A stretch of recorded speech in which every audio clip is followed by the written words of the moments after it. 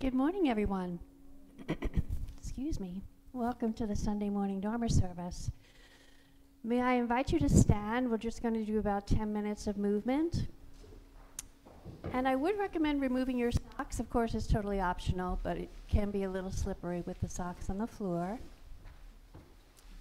Up to you. Everything I suggest is totally up to you.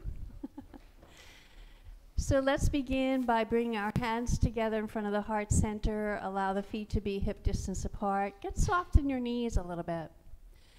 And we'll take a nice big inhale and reach the arms up overhead and grab hold of your right wrist with your left hand. And we're going to side bend over towards the windows and stay here, but don't hold the breath. Breathe in and breathe out. And then inhale back up again, change sides. Side bending over the other way.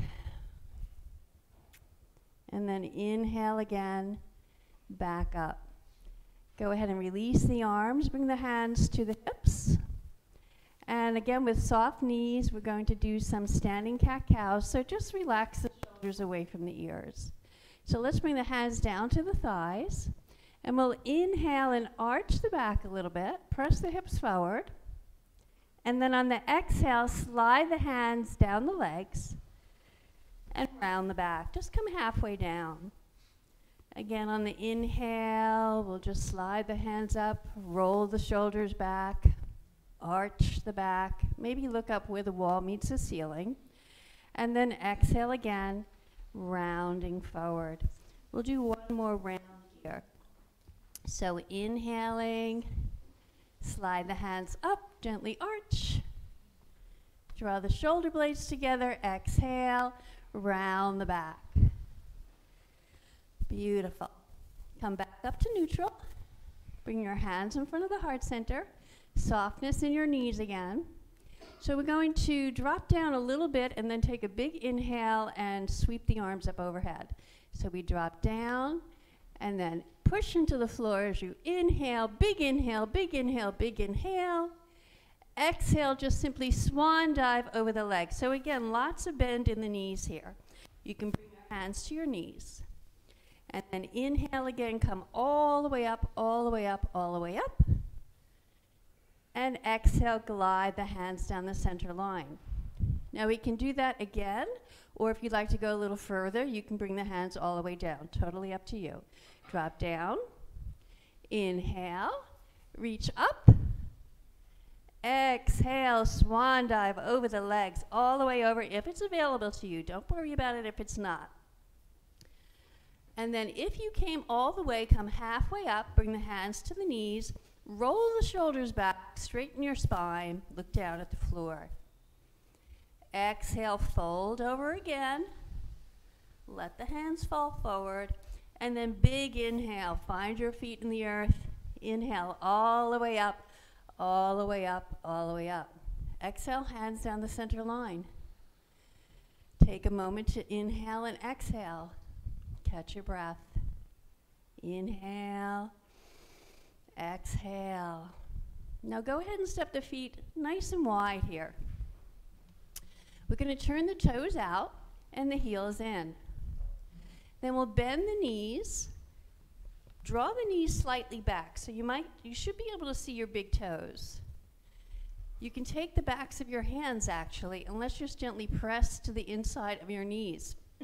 Excuse me. Breathing in, breathing out.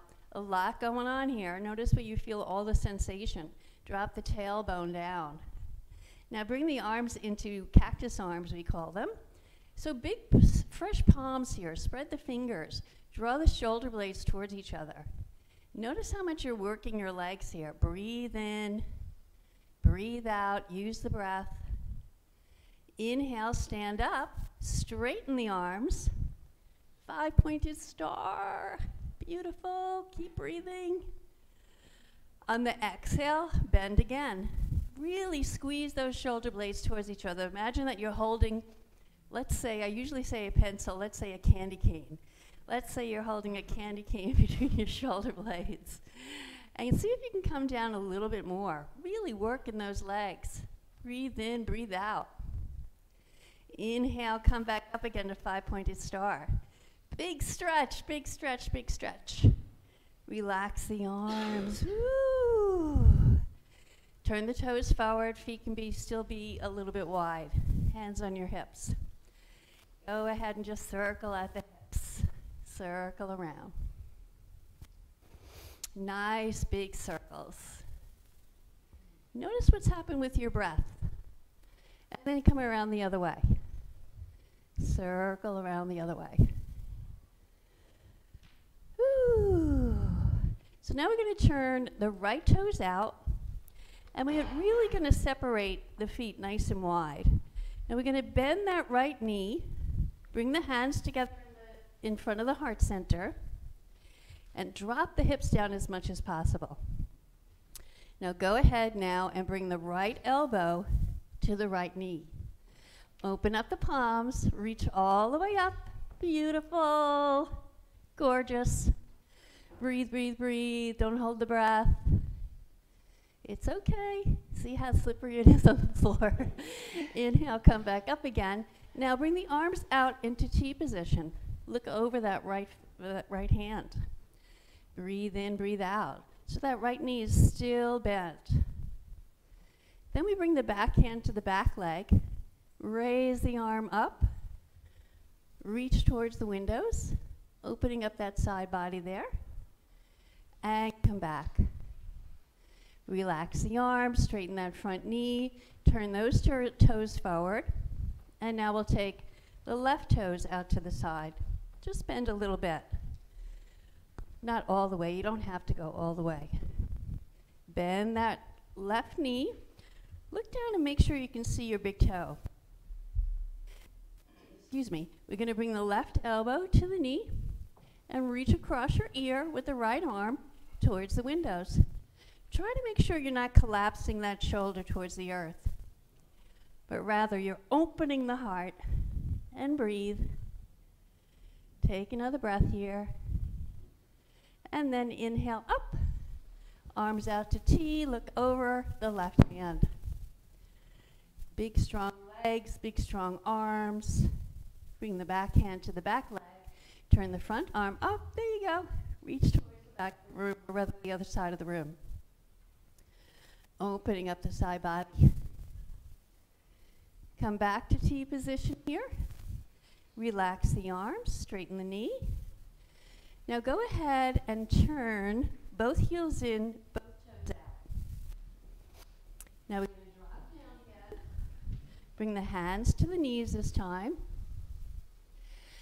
And now we're going to drop the left shoulder down towards the right knee and press against that left knee there with your hand. And just keep pressing, twisting a little bit here. And then come back to center. Smile at me. Drop now the right shoulder towards the left knee. Really press in there. So you got a nice little twist going. And come back to center. One more time on each side. Drop the left shoulder. Press into the knee. Come back up. Last one. Press and twist. Back up. Come up to stand. Hands in front of the heart center. Step the feet hip distance apart. Lift the heels. Lift the heels. Should I keep going? Are we out of time? Okay, we're out of time. So, thank you so much. And if you'll remain standing, please, we're going to be led by Kathy for some standing bows. Thank you. Thank you, Karen. So, good morning, dear Sangha, and welcome to Sunday morning service. We are going to continue our practice with bowing.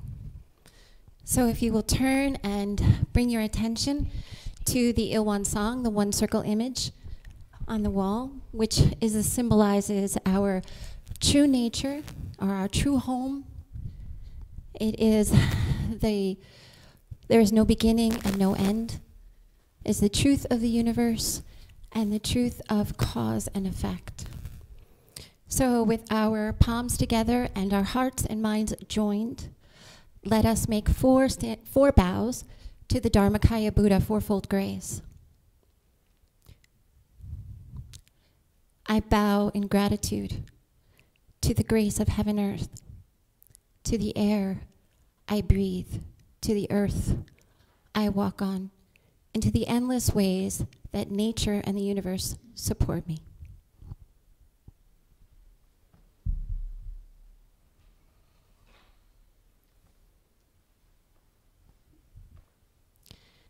I bow in gratitude to the grace of parents, ancestors, and all of those who have nurtured and given me life.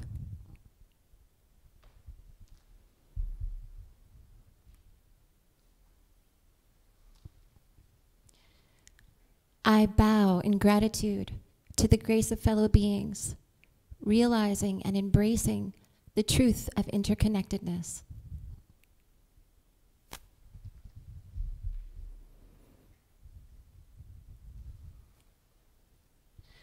And I bow in gratitude to the grace of laws, laws that keep us safe, that promote justice.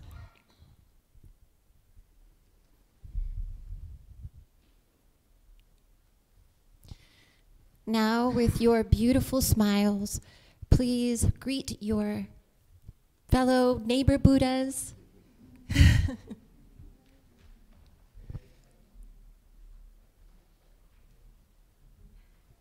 And please take a seat.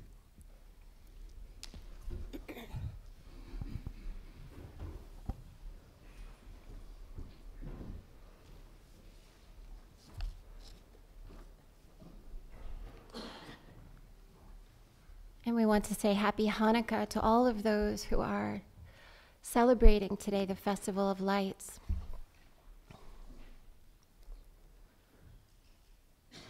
Take a moment to adjust your seat.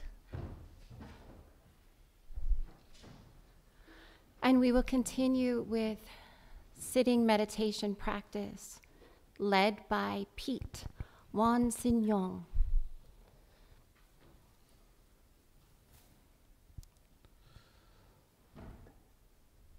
The method of sitting meditation is simple and easy.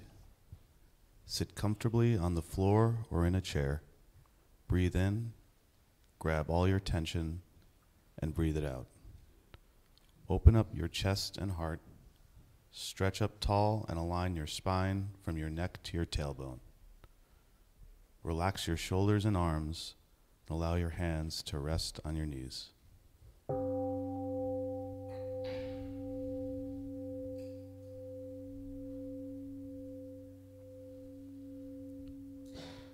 Bring your attention to your breath. As you exhale, release all mental and physical tension. Invite your attention to abide in your chi energy field, which is called Danja. This is located about 2 inches below your navel and is the power center for your breathing.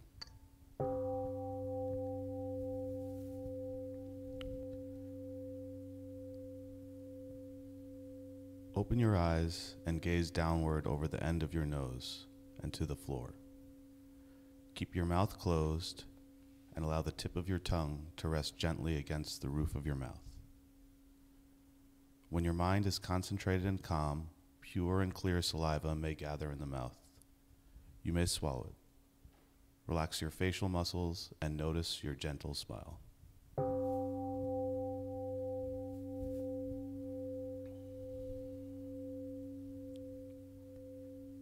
If your face or body begins to itch, do not scratch. This is just a sign of the energy circulating in your body. Simply note the itching and let it pass. If your legs ache unbearably, you may change position very slowly and quietly so that you maintain a calm stillness and do not interrupt others.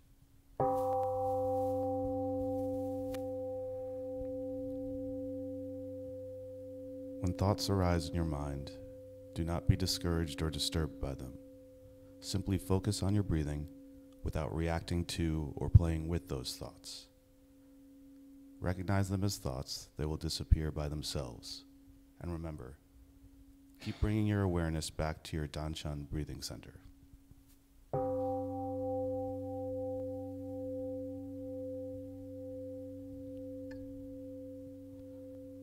If you continue practicing meditation for a long period of time, you will rest in the realm of samadhi, deep meditation in which the mind is calm, concentrated, perfectly focused, and at peace, with no distinction between self and others, time and place.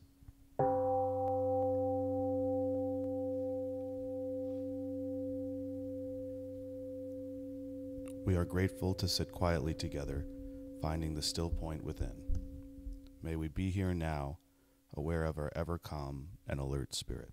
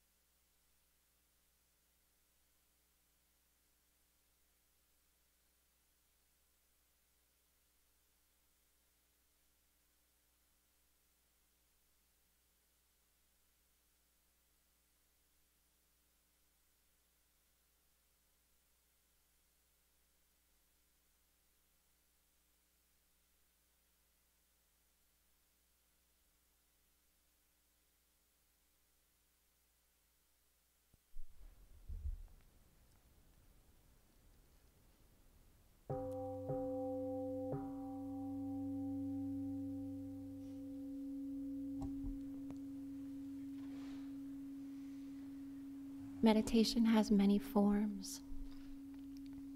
Please join us in chanting meditation. Open your booklets at page 4 and 5. And the Ilwan song, Vow, and the Heart Sutra led by Reverend Joy.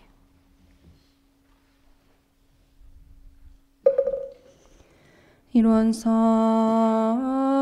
vow. Ilwan is the realm of samadhi, beyond words and speech, the gateway of birth and death, transcending being and non-being, the origin of heaven and parents, fellow beings, and lost the true nature of all Buddhas, enlightened masters and enlightened people and sentient beings. Ilwan manifests as with permanence and impermanence, fused as permanence. Ilwan unfolds into an infinite world that is ever abiding, spontaneous, just that it fused as impermanent. Ilwan unfolds into infinite world through the cycle of formation, duration, decay, and extinction of the universe, and the birth, aging, illness, and death of all beings, according to how we use our minds and bodies. In the 4 forms of birth we transform through the 6 realms of existence, progressing or regress, with grace arising from harm or harm from grace. Therefore we unawakened beings vow to practice wholeheartedly, modeling ourselves after Ilwan song, the Dharma Kaya Buddha, by cultivating our minds and bodies deeply, knowing human affairs and universal principles thoroughly, and using our minds and bodies skillfully, thus progressing rather than regressing, and receive grace rather than harm, until we attain the great empowerment of Ilwan, become one with the nature of Ilwan. Heart Sutra. The Bodhisattva of great compassion, when deeply practicing prajna paramita, realized that 5 aggregates are empty, and thus became free from suffering and distress. So Shariputra form does not differ from emptiness. Emptiness does not differ from form. Form is emptiness. Emptiness is form. The same is true of sensations, perceptions, impulses, and consciousness.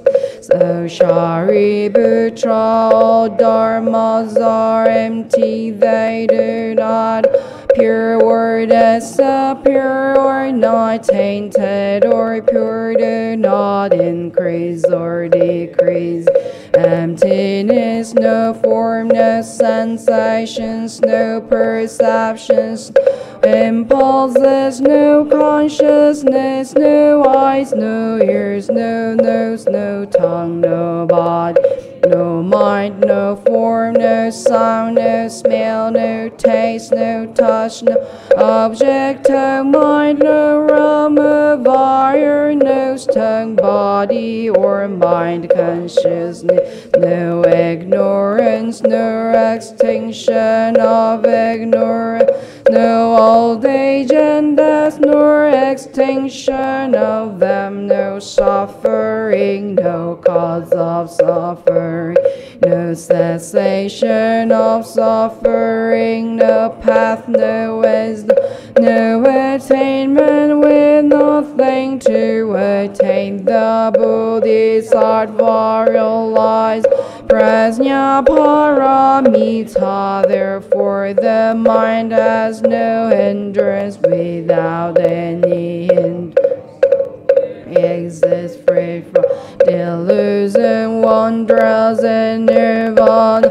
All Buddhas of the past, present, and future rely on Prajna Paramita in attain supreme enlightenment. Therefore know that Prajna Paramita is great mantra, is the great enlightening mantra, is the unsurpassed, unequaled mantra, which is able to eliminate the suffering.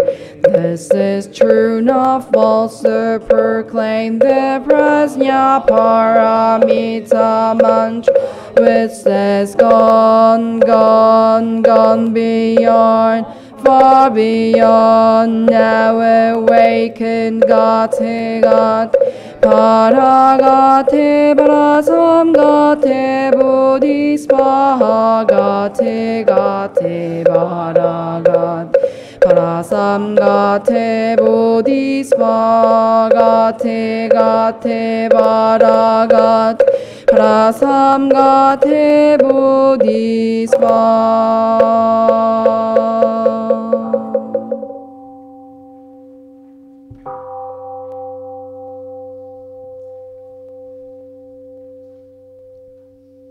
Now please put your hands on your knees and circle your back a little bit. Roll the neck.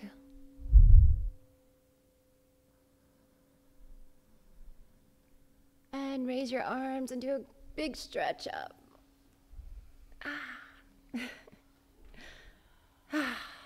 And let go.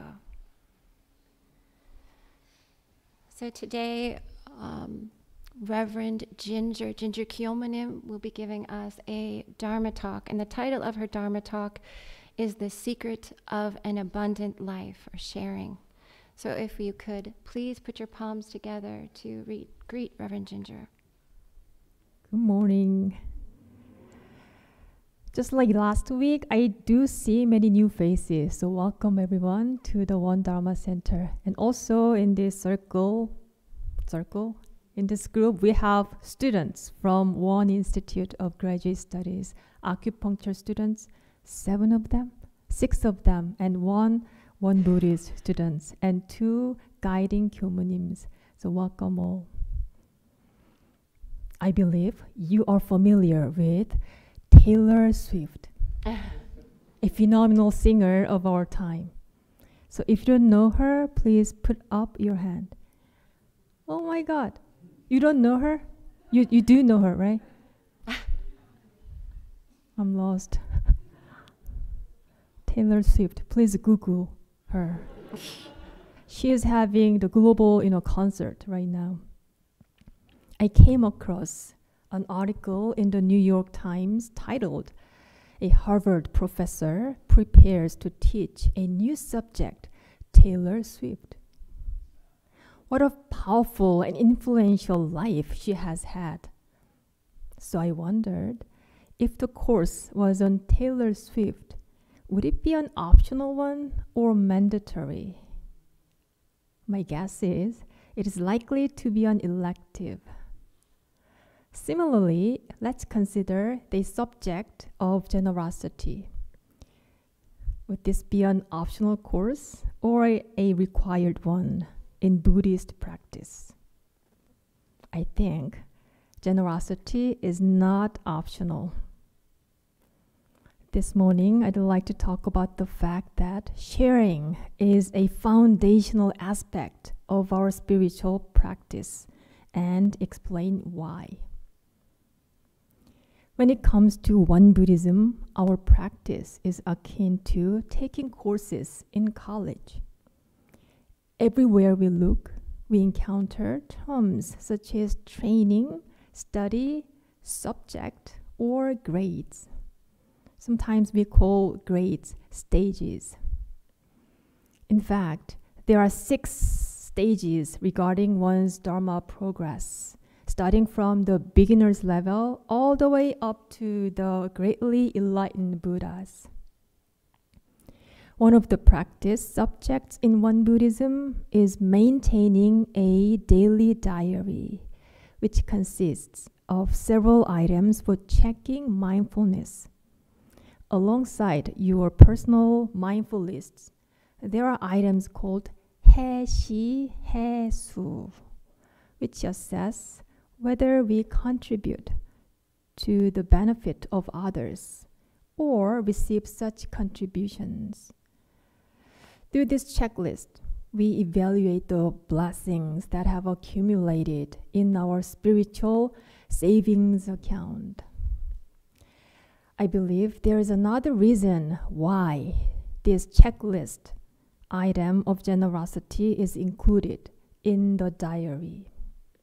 I think it is to cultivate the habit of sharing in our daily life as part of our practice. There is nothing in our lives that is not a habit. We brush our teeth at least twice a day.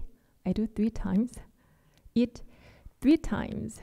Change into clothes once or twice. And sleep once or twice.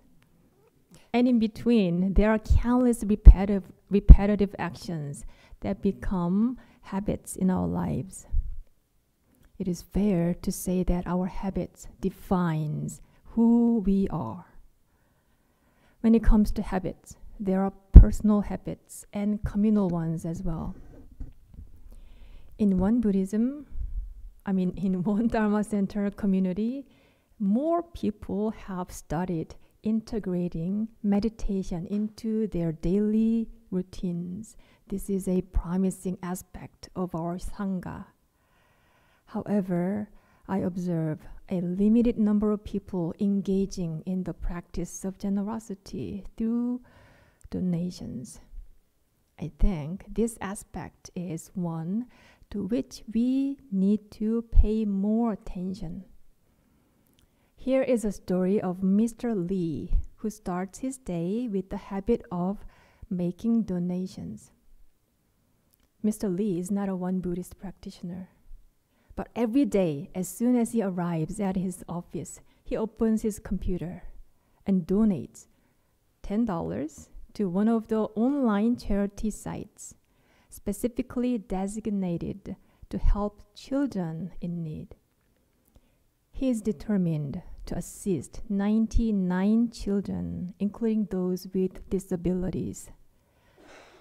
For him, sharing is a part of his life.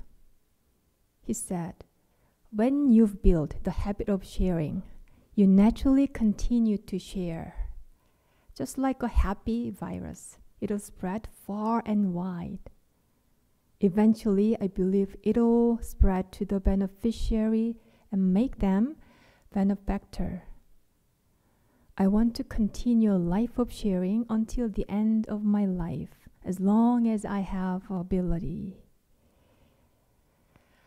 I know one practitioner in the North Carolina temple community who buys a bundle of flowers each week to bring to the temple. And he says that he is happy to see his fellow practitioners smile as they appreciate the flowers on the altar. From our community, Venerable Myungtawanim, our retired 교무님 who's sitting back there, never forgets to bring her donations to the Dharma gatherings, especially during a deliverance service or a big celebratory event. I see that sharing has become a part of their lives. Sharing is a practice that creates a vessel for Buddhahood, along with the practice of meditation. When what we seek in life are, in fact, only two aspects: wisdom and blessings. These two qualities are distinctive entities in their own right. This implies that although you might have cultivated a certain level of wisdom, you may still lack blessings. They do not come as a byproduct of your meditation practice. Therefore, blessings must be accumulated through separate effort. In the world, people tend to lean in one of two directions: those who share and those who do not. Common reasons among those who do not share include, I don't have enough to share yet, and I'll share later when I earn more. To which group do you belong? I must confess that I used to be one of those individuals not inclined to share, especially when it came to matters of money. For a while, I may have held the conventional idea that my life as an ordained 교무님 is inherently a life of sharing. What more could I possibly share? However, such thoughts were rooted in my ego self, which blocked the pathway between my head and my boundless love in my heart. After all, a spiritual journey unfolds in the space between my head and my heart. Let's think about the essence of sharing. What can we share? Those with financial resources can share their money. Individuals possessing talents can contribute their skills. And those with available time can offer their time. The list could go on. However, preceding these external factors, those who share have a common thread: the pure intention behind their actions. As we are all aware, not all affluent individuals engage in sharing simply because of their wealth. The same principle applies to talents or time. Prior to any consideration of external possessions, intention always underlies all external actions. Sharing is not about the quantity we possess, but rather our willingness to share from the heart. Here is the story of an individual who is evidence of this principle. Born as an orphan in Korea in 1957, long times ago, Mr. Kim escaped from an orphanage at the age of 12, aimlessly wandering in search of meaning in a dissatisfying world. Many years later, he stumbled upon an article outlining the hardships faced by children in an orphanage, and he felt as if he were reading his own story. Moved by empathy, he felt compelled to do anything that might offer assistance. At that time, he worked as a delivery man in a small Chinese restaurant, earning a monthly salary of about $500. Mr. Kim, who used that money to help poor children, found contentment even living in a tiny room without windows. He abandoned habits of drinking and smoking to fulfill his long-standing wish of sponsoring children. Regrettably, he met with a fatal car accident while making his delivery and died on the spot.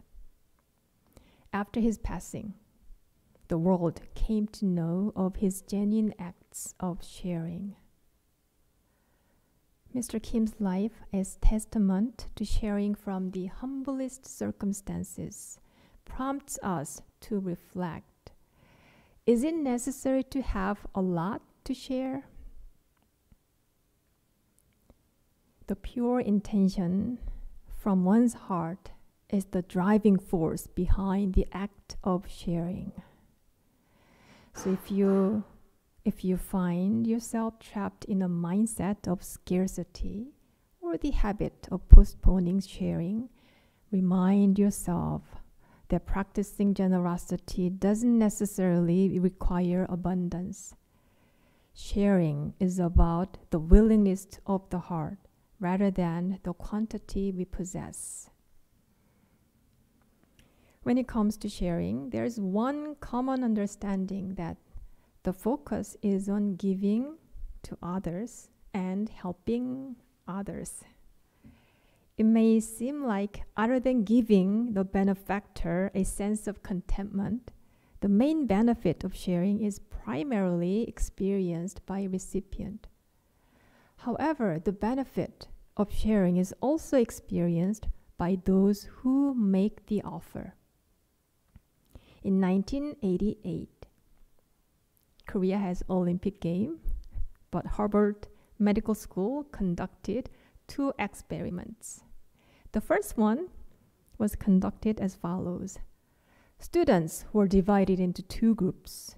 One group engaged in paid labor, while the other participated in volunteer work. After the activities, the result of testing changes in immune function revealed a significant improvement only in the group that took part in volunteer activities.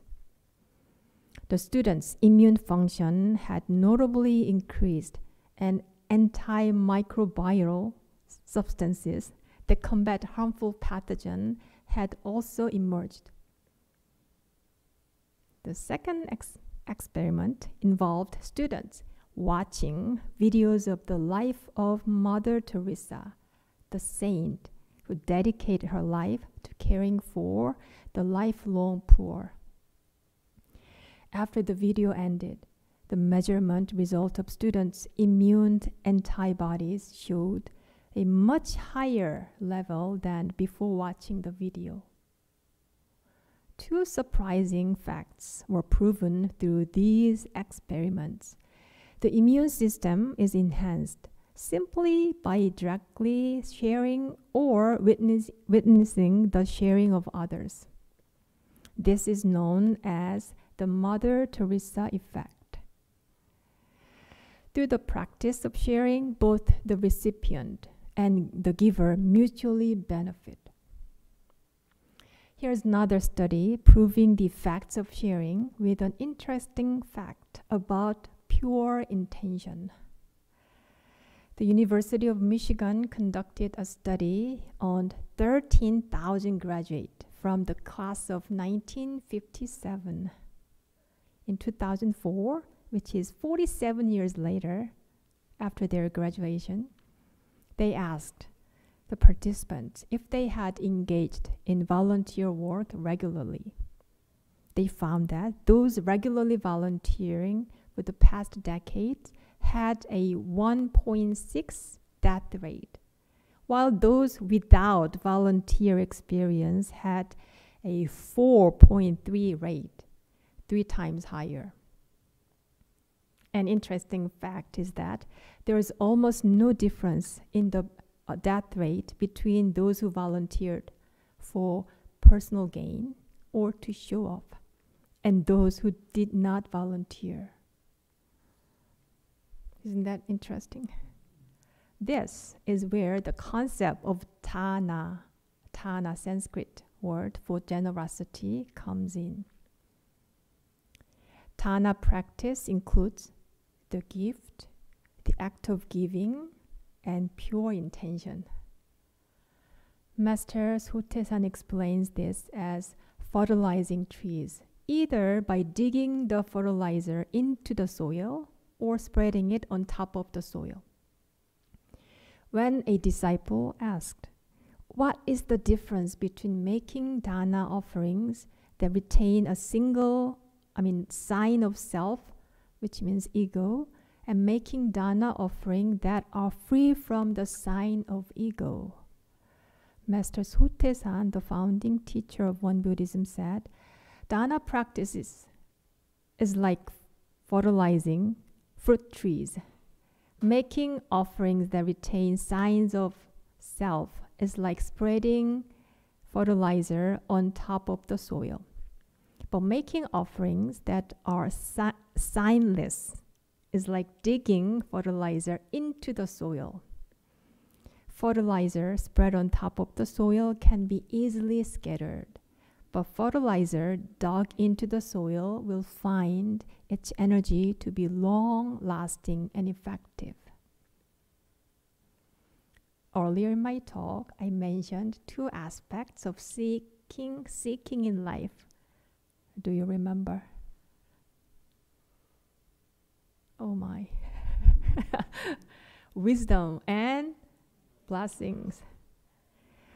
While these two elements need to be cultivated separately, wisdom shines light upon our life to realize the truth of no self, supporting us in letting go of a sense of I.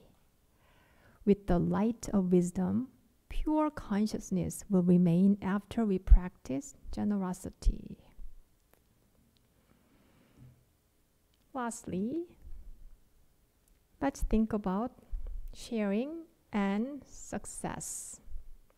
And they are correlated. Let's think about how. So here's a question. Who wouldn't want to lead a successful life? Success, in a general sense, can mean achieving fame, wealth, high social position, and more. Now, how about considering success in the context of spiritual life?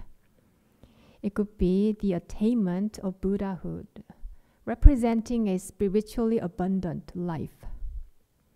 This involves cultivating wholesome connections in all aspects of life, including financial, physical, and mental well-being. Once in a while, I think about a person who kindly shared his water in a random rural town in Spain while I was on my walking pilgrimage there in 2019. That day, I had become really tired from my long walk, and I didn't have any water left. Without feeling ashamed, I asked another pilgrim if he could share his water with me. He willingly offered his water bottle, and I was deeply grateful for the shared water and his kind gesture. When living in the world, we may find ourselves being helped by someone we do not know at all. It could be a coincidence, but from a causal perspective, nothing happens without reason. The scriptures of Won Buddhism state in the consequences of gratitude to parents that practicing gratitude to our own parents naturally will lead the world to regard us with respect. Consequently, individuals who practice gratitude to their parents and those who lack self-power will constantly receive help from others throughout many lifetimes. When practicing the life of sharing, we will find many supportive people around us. Without a calculating mind, sharing what we have with others enables us to connect with a broader community. Clearly, life will unfold abundantly. Every day, in the early morning, I walk the trails here at the One Dharma Center. I usually see deer playing in a wide open meadow. Sharing this space where deer freely roam and the path is renewed and refreshed daily, I am truly grateful to be able to enjoy this nature every day. At times like this, I find myself appreciating the fact that I live in the One Dharma Center, surrounded this beautiful scenery. As I feel grateful, I reflect on the idea that I must have accumulated good karma at some point of my life. So last Sunday, as I walking on the trails, I could almost sense the heart of our kind neighbor who have expressed their gratitude and appreciation for using our trails through their monthly donations. I invite you to reflect on the good fortune of being able to enjoy this Sunday service in this space. Be grateful for your life. Remind yourself of the moment when you've received help from random people. In those moments, you can pat yourself on the shoulders, giving credit for the good karma you've likely built, and express gratitude. And don't forget that you can continue practicing a life of sharing. Sharing is a foundational spiritual subject that will pave the way toward an abundant life ahead of you. Thank you.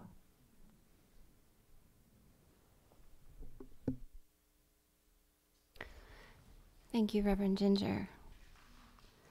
Thank you for reminding us that sharing is the vessel for Buddhahood, and that is our pure intention that directs our actions.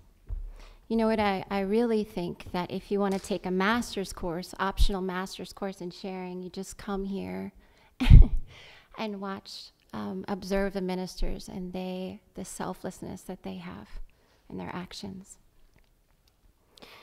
So now let us open to page 6 to recite the essential dharmas of daily practice with Helen Wanbupson.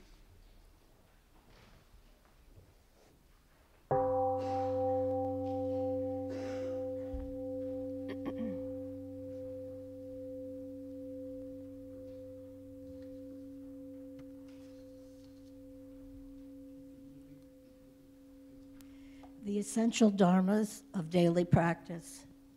1. The mind is originally free from disturbance, but disturbances arise in response to sensory conditions. Let us restore the equanimity of our true nature by letting go of disturbances. 2. The mind is originally free from delusion, but delusions arise in response to sensory conditions. Let us restore the wisdom of our true nature by letting go of delusions. 3. The mind is originally free from wrongdoing, but wrongdoings arise in response to sensory conditions. Let us restore the precepts of our true nature by letting go of wrongdoings. 4. Let us replace disbelief, greed, laziness, and ignorance with belief, zeal, questioning, and dedication. 5. Let us turn resentment into gratitude. 6. Let us turn dependency into self-reliance. 7. Let us turn reluctance to learn into willingness to learn well. 8. Let us turn reluctance to teach into willingness to teach well. 9. Let us turn lack of public spirit into eagerness to serve the good of all. Now we have a few announcements, but before that, I wanted to bring your attention to greet put your hands together to greet Reverend Ildak, who is a visiting minister. She is also a Navy Buddhist chaplain.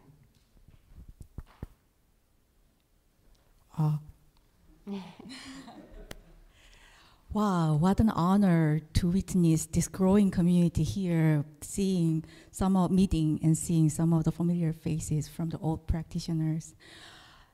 I'm Il-Dog. I'm ordained one Buddhist priest, classmate with Reverend Jiun Ginger and Reverend Sangjin. Together graduated One Institute 2006.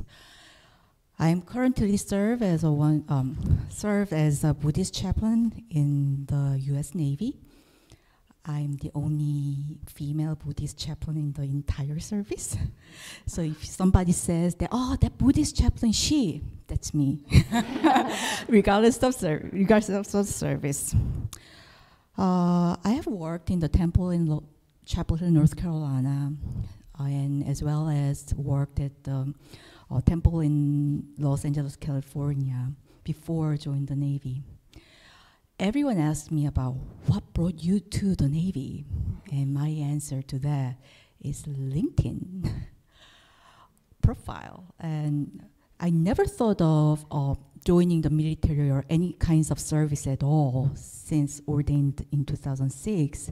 And after I finished my dissertation in 2016, I updated my LinkedIn profile and got an email from Navy recruiter. Are you interested in Buddhist chaplaincy in the Navy?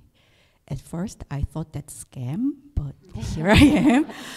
So since got commissioned I commissioned as a reservist first in 2017, and getting into active duty. And since I commissioned as an active duty chaplain, I've been stationed in Bahrain, Norfolk, Virginia, with the destroyer squadrons, and currently stationed in Okinawa, Japan.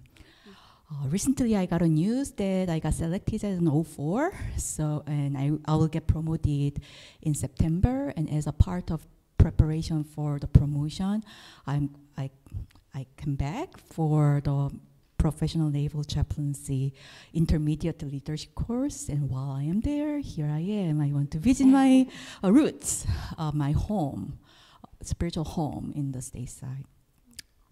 I never thought that I am going to present this letter in front of the Sangha, but as a part of my spiritual preparation for the promotion, I wrote a letter to Venerable Chuksanim, the head Dharma master of One Buddhism USA. And instead of sharing all my great stories and sad stories in the Navy, I'll just present this letter to him and hope you enjoy.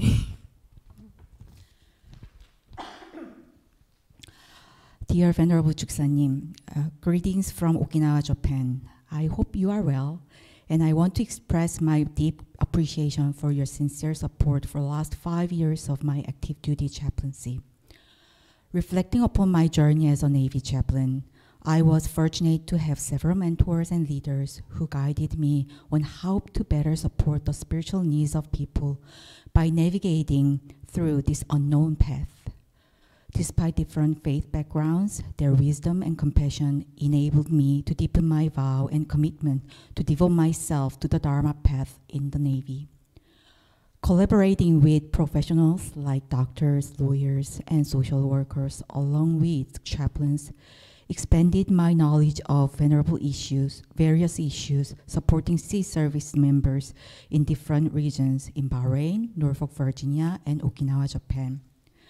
I could offer multiple life skills classes such as suicide prevention trainings, sexual assault survivals retreats, valued living discussions, substance abuse programs, resilience retreats, and many examples for service members and their families.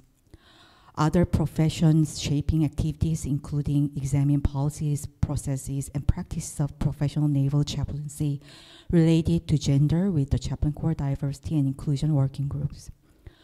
The impact of working with others through my conduct of mindfulness classes and how those classes could strengthen and fortify the resilience of people in diverse backgrounds across joint and partner Navy, even during the Iran crisis, COVID-19, and deployment, was an application of my ministry training, about which I am delighted.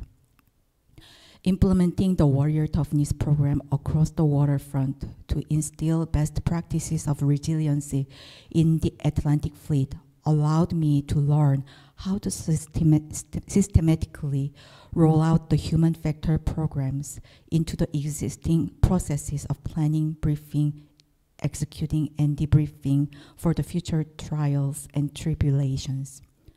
While this implementation was not a one-on-one activity with others, it broadly influenced sailors' behaviors and thus crucial to the entire Navy.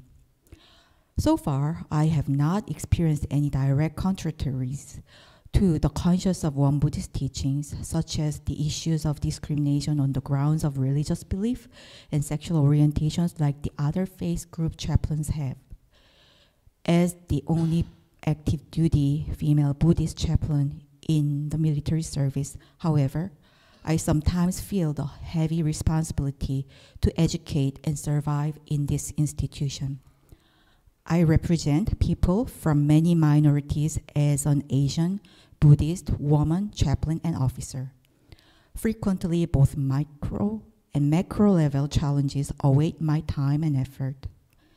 Many people had never seen a Buddhist in their entire career, and some need to learn how to interact with chaplains other than Christians. I sometimes must convince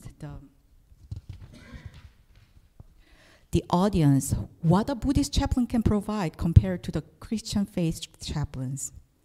And some are interested in Buddhist philosophy, the way of living, or mindfulness meditation practices as a coping skill, but need to be educated about Buddhism from the scratch. I advise and advocate for all Buddhist customs, practices, rituals, and prayers to help other faith chaplains accommodate small numbers of Buddhist practitioners from diverse traditions. On a systematic level, I had to initiate Buddhist chaplain kits, Marine Corps Buddhist chaplain substitute insignia, vegan religious rations, and Buddhist pennant, as they were not in the system. It has been constant survival by education. Yet I continue to do my best to serve the needs of the people wherever I am, planting the seeds of Dharma in their hearts and setting the stepping stone for the next generation of Buddhist chaplains in the Navy. As you know, my journey as a Won Buddhist Kyomunim comes with the recognition that my grandfather, the Venerable Daesan, the third head Dharma master of Won Buddhism, was an authentic, living, enlightened being. Inspired by his life of equanimity, gratitude, compassion, and dedication to Buddhahood, I wanted to follow his footsteps. Serving as a Kyomunim in Chapel Hill, North Carolina, I led assist in that temple regular services for English-speaking audiences who started their journey based on their interest in meditation. While working at the temple in Los Angeles, California, I worked with the lifelong Korean-speaking Won Buddhist whose faith originated before coming to the United States. As a woman almost 40 years old and with ministry experiences only at the temple settings, it was not an easy decision to join the Navy, as I had never prepared mentally, physically, and spiritually for the military, leaving my congregation for the broader audience. With blessings and encouragement from teachers and Dharma friends, I have served through various internal and external challenges, allowing me to apply Won Buddhist teachings and in dealing with issues along the way. This realization epitomized the development of my oath of service, which is the service broader than just the Won Buddhist community. As I become more senior in the Navy Chaplain Corps, my calling to follow Venerable Daesan's footsteps in the sea services have remained the same. Yet, the scope of my work has changed. The tactical level of support remains the same. The responsibility as a staff officer in the military has been challenging to balance and skillfully function. Preparing for the promotion at this time, I am revisiting my prayers begun at my Navy chaplain basic school trainings as follows. Where my hands touch the word, where my feet walk on the ground.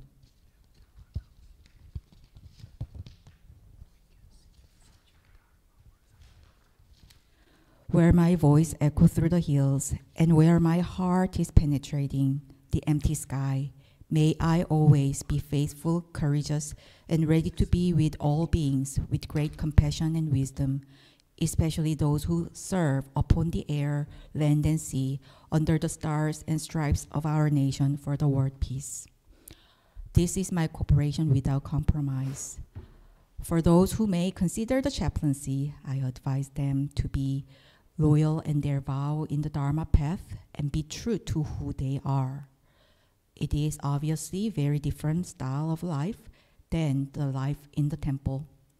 Yet their experience as ordained priests in the temples and meditation centers is the foundation for creating a shared community of practice and faith in the chaplaincy and the stepping stone to follow the path of Buddhahood, the life of timeless and placeless meditation.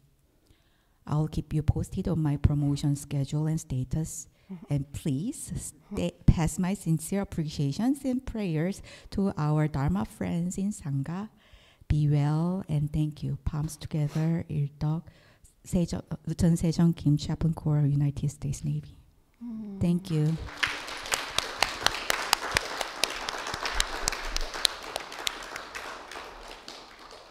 Wow. Thank you, Reverend Ildek. What you do is remarkable, and my heart is so full. The only woman.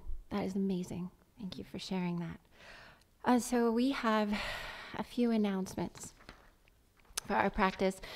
First, we have our Winter Dharma Land sharing. So if you don't know what that is, there is a little fundraiser for One World Disaster Relief Fund, One Buddhism World Disaster Relief Fund. So there's little ornaments and things out there.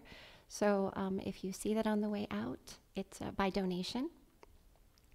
And then there's some cookies that Steve provided. Please enjoy them as well, Steve Haddock. Then there is the upcoming Tai Chi retreat. So it's a Reverend Song who's here. It's his retreat, and it is the end of the year retreat. So lovely retreat to join. And that is on December 29th through January 1st. There is flyers for all of this in the foyer. And then we have a New Year's Transformation Meditation Retreat, January 12th through the 15th with Venerable Juksanim, and Karen will be doing yoga as well. And then we have this for the Wan Institute is Reverend Wong Gong from the North Carolina Temple. This is a class on the turtle chart. If you want to know more about Wan Buddhism, this is a lovely way to do it, and the classes are wonderful. You can do it it's on Zoom. And this is on Wednesday nights, and there are scholarships available for this. You see it in the back? Yeah. And it starts January 10th through March 19th, Wednesday from 6 to 8 p.m. And again, there are scholarships, but register by the end of the month, December 27th. And the last thing, which is a really special thing, it is the National Sangha Gathering on January 6th. You'll see a flyer. So if you haven't registered yet, please do. This is a lovely opportunity for us to all gather and meet each other from Wan Buddhist practitioners, ministers from all over the country. So please join us for that. And then we are going to close and say goodbye to our online friends. Thank you very much for your practice. And we'll see you next Sunday. And anyone who is here, though, please stay for a few more minutes, because we have a special little gathering, something that we're going to do at the end. So please stay if you can.